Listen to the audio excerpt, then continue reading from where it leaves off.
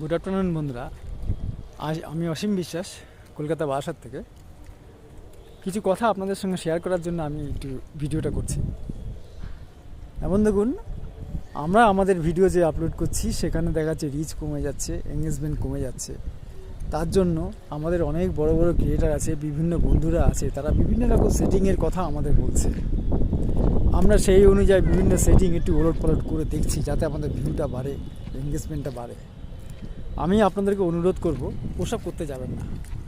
আপনি যেদিনকে ফেসবুকটা ডাউনলোড করেছেন, তারপরে ফেসবুকে কাজ করবে বলে প্রফেশনাল মোডটাকে অন করেছেন, অটোমেটিক্যালি ম্যাক্সিমাম 100%-এর 90% সেটিং কিন্তু আপনার ফেসবুকই করে দিয়েছে যাতে আপনার কাজটা হয়।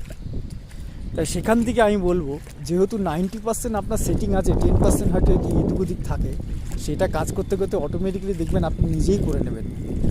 তা অন্যের ভিডিও দেখে কখনো সেটিংটাকে একটু ওলট পালট করতে যাবেন না। ওতে কিন্তু আপনার ভিউও বাড়বে না, রিচ এঙ্গেজমেন্ট কিছুই হবে না। রিচ এঙ্গেজমেন্ট এগুলি সব ঠিক করতে গেলে আপনাকে যথেষ্ট পরিমাণে পরিশ্রম করতে হবে। পরিশ্রমের পাশাপাশি আপনি যে ভিডিওগুলি ছাড়ছেন, বন্ধুদের কাছে পাঠাচ্ছেন দেখার জন্য, সেইগুলি আপনাকে একটু ঠিক করতে হবে। তাই সেইগুলিতে একটু মন দিন, দেখবেন আপনার রিচ এঙ্গেজমেন্ট অটোমেটিক্যালি সেগুলি ঠিক হয়ে যাবে। ফালতু সেটিং নিয়ে চিন্তা ভাবনা করবেন না, ও যেটা আছে দেখবেন তাতেই কাজ হয়ে যাবে। তাই আপনাদের অনুরোধ করব, এগুলি একটু চেষ্টা করবেন অ্যাভয়েড করার। আমি বলবো না যে আপনারা আমার কথা শুনুন, আমার কথা শুনে কাজ করুন, কারণ আমরা প্রত্যেকেই নিজেদের ভালো মন্দের জিনিসটা বুঝি। তাই আমি কথাটা বলছি।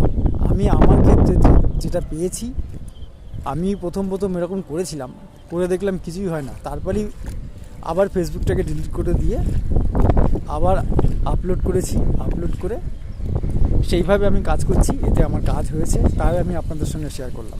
ধন্যবাদ। হ্যাঁ ধরছি তো, সকাল থেকেই ধরছি। তাই আবার এদিকে আসলাম, এদিক থেকে তাড়িয়ে আবার বাড়ির দিকে নিয়ে যাচ্ছি।